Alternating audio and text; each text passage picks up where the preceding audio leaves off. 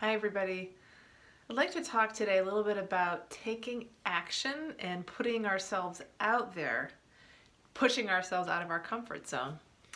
So when we're doing this work of creating a vibration for our highest and best possible self, for what our soul longs for us to be doing in our lives, who we really are, it can be terrifying, especially if you're naturally introverted like I am or was, to put yourself out there, to ask for things, to share your gifts, to make yourself available. It can be very scary, but it's also very important.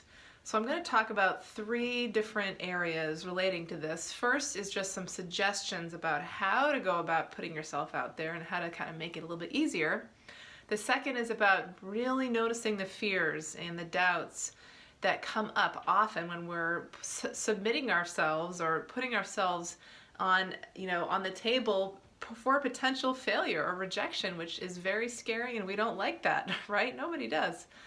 And then the last piece is, if you're really like I was, starting a business or working towards building something, a big thing, how important it is to have some structure and have some discipline, do some goal setting, make a plan, work on time management and task prioritization, all that practical stuff. I want to just point out the importance, and you've hopefully seen another video I've done about this, of visualizing and creating a vibration for where it is you long to be. Yes, you can go ahead and think it and talk to people about it. That is part of the process of putting out a new vision of your ideal life. But I recommend writing it down and even putting up like a vision wall or something to really surround yourself with the vibration of what you're looking to create. It's almost like going on a trip without any map and just kind of wandering around and see where you go and see when you get there. There can be some benefits to that, but if you have a destination in mind, it might take you a really long time to get there, if ever, if you don't have some kind of map or plan. Having said all that, the visualization comes from an intuitive place, as you probably know if you've watched some other things I've talked about. For me, that's the only thing that worked. When I was looking to shift my career, I had to really get into that subconscious state, get into my higher self, get into where my soul lies through meditation, and see what came up, because the ego loves to plan, loves to stay with what we know and what's safe, and that isn't always what's best for us. So a few things about how to get started just by putting yourself out there. So the first is just to tell yourself a few things, which is, I'm just experimenting, I'm just exploring, I'm testing something out, I'm not committing. The ego side of us, when we're putting ourselves out there up for potential rejection, it will freak out and come up with any possible reason to keep us from moving forward, because it believes, as you may know from you've heard me talking about this before, it believes that anything that it's not known and that doesn't feel absolutely safe and secure is dangerous. And that includes emailing somebody to meet up for coffee, or reaching out to a new friend to see if they want to get together, or a potential relationship. That's even scarier. Applying for jobs, or just putting on a workshop for people just to test out a new idea. These are all things that are unknown. We don't really know how they're going to turn out. But it is so important, because it is how we grow. And that is our ultimate goal in each lifetime, is to grow into our highest and best version of ourselves, self-actualization. So experimenting, exploring, just trying something out is a really great way just to calm that ego down as you're moving into a scary place. Another suggestion is to just gather all the balloons that you may find floating around you. So opportunities, connecting with people, things that feel, and our feelings, right, are our intuition guiding us, things that feel potentially possible.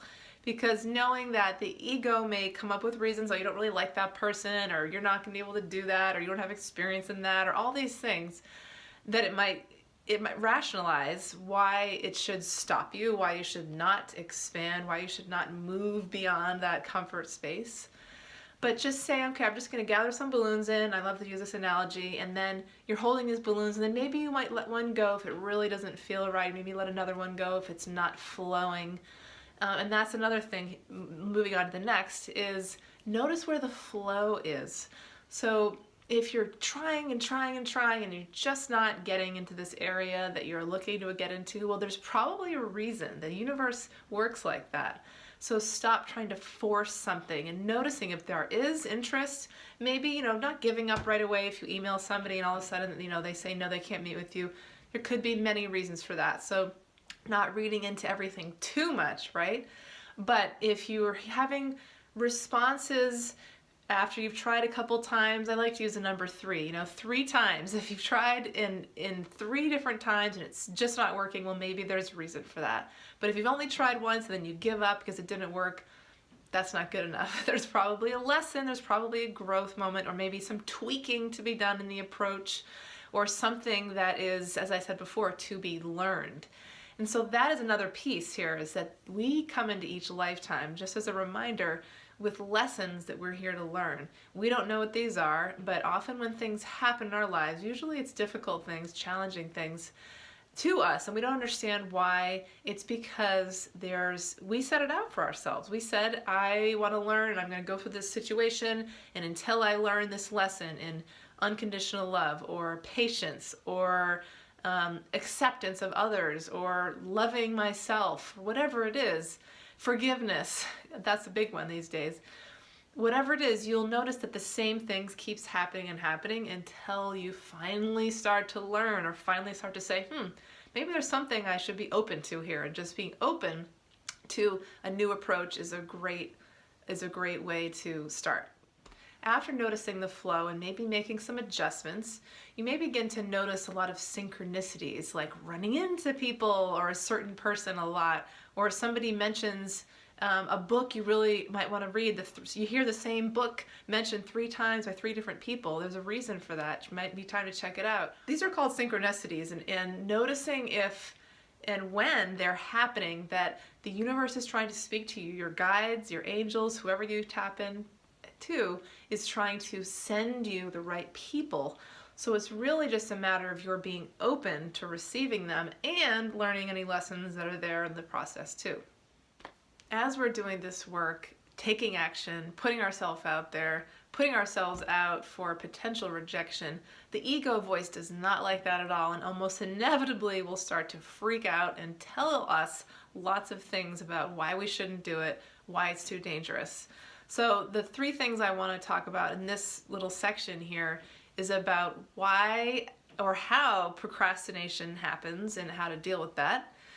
What happens when we're making excuses or rationalizing why we shouldn't do something, and then some questions to ask yourself to kind of work through those. So procrastination is really based on a deep-seated fear. And getting to the bottom of that fear is the best way to deal with procrastination. Usually it's not necessarily about the task itself. For me, I write and I often submit articles to be published in various places, and I often get rejected. Sometimes I get published, but there's always rejection that is probably more likely. So often I don't like that. It sometimes gets to these deep-seated beliefs that I'm not good enough, or I don't write well enough, or other people are better than me. All that stuff, and that can apply to anything in our lives, right? So if I start to, instead of saying, oh, it's not about the writing, yes, it can help if I work on some time management and task prioritization, but if I'm still not doing it, then I need to look at the fear. So if that comes up for you, really start to dig down into, where is a fear? Is there a fear here? Is this based on a fear? And usually if we identify the fear of rejection, usually fear of failure, those are 2 big ones. There's something about money too, fear of not having enough.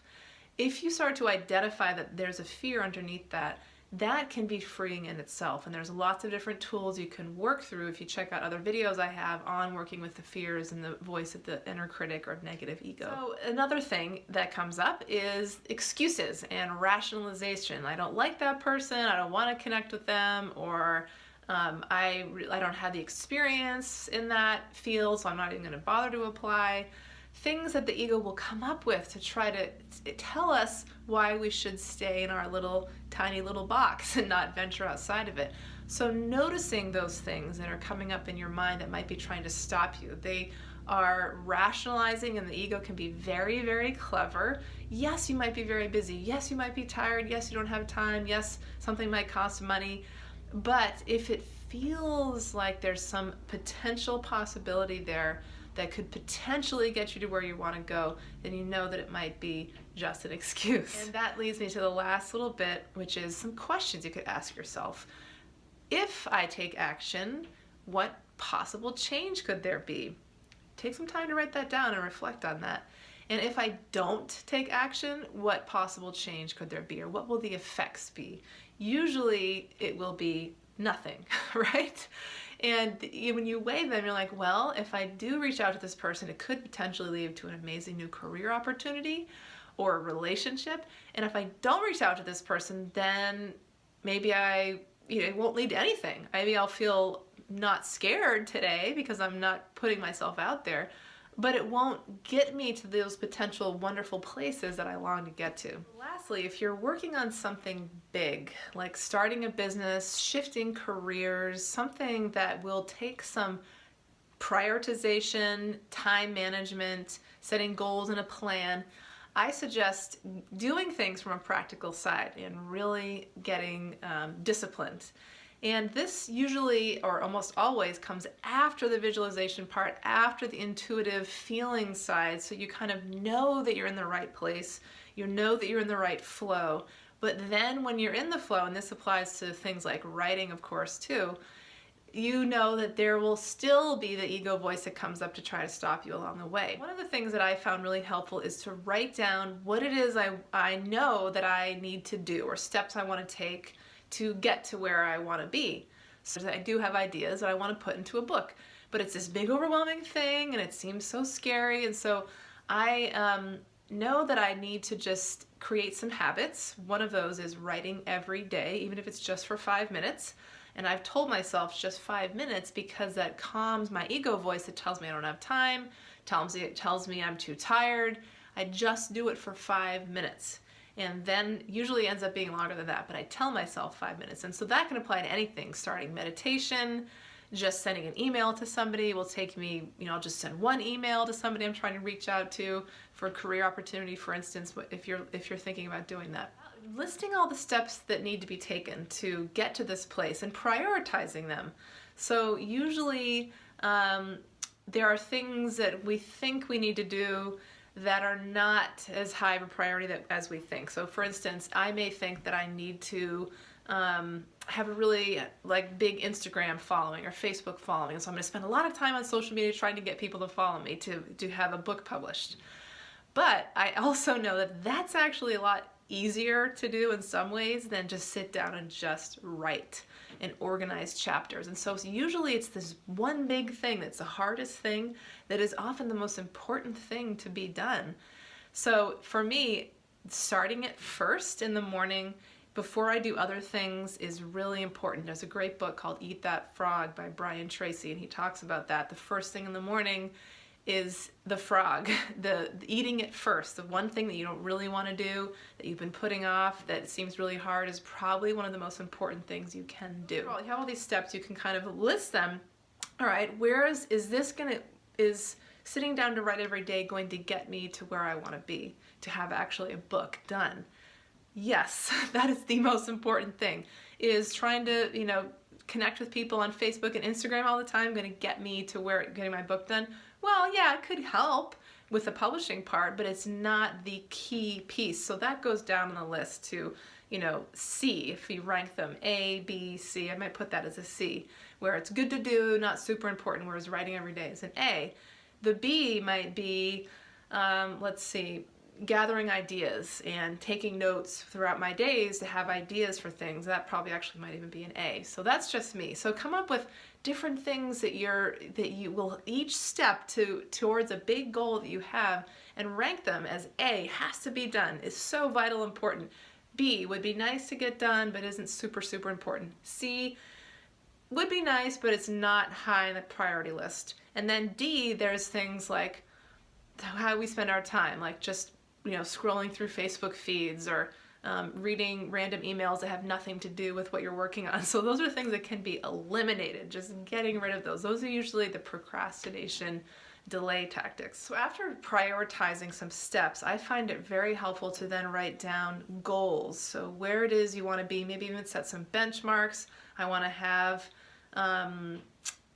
a list of 20 ideas for different book top chapters or book themes done by June 2018 or whatever. And maybe you want to put the date there, maybe not, but list some targets, list some goals, maybe put some times or dates down to help keep you accountable.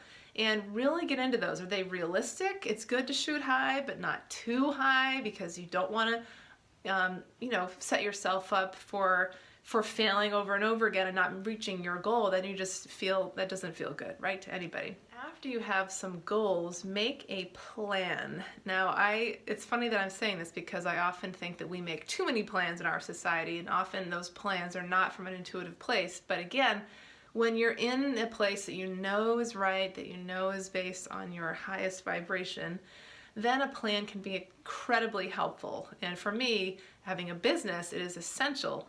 However, I know that once I create a plan based on my goals, based on my values, based on the steps I'm taking, that it's probably going to change. In fact, it changes usually like very soon after I write it. But having the plan, having it written down, I like to write by hand just because it helps me process it a little better. Having it written down is so helpful because you can see the whole picture, and maybe it doesn't seem as big as you maybe thought it was. You can see the different steps, you can see the goals, check them off when you complete them. It feels really good. There's a sense of accomplishment and reward. And reward is really important because we've got to keep going. And if we get those little rewards, it keeps us motivated. Hopefully some of these steps have helped you in thinking about or getting ready to take some action and push yourself into a new place. That is where the magic lies. And I know firsthand how hard it is because I've pushed myself many times through many places of discomfort, and I'm naturally an introvert. And for introverts especially, that can be hard for us. But noticing that there might be a fear, pushing through that fear anyway, and then seeing what magic lies beyond can be the most freeing and fulfilling and potentially life-changing thing we can do. Thanks all.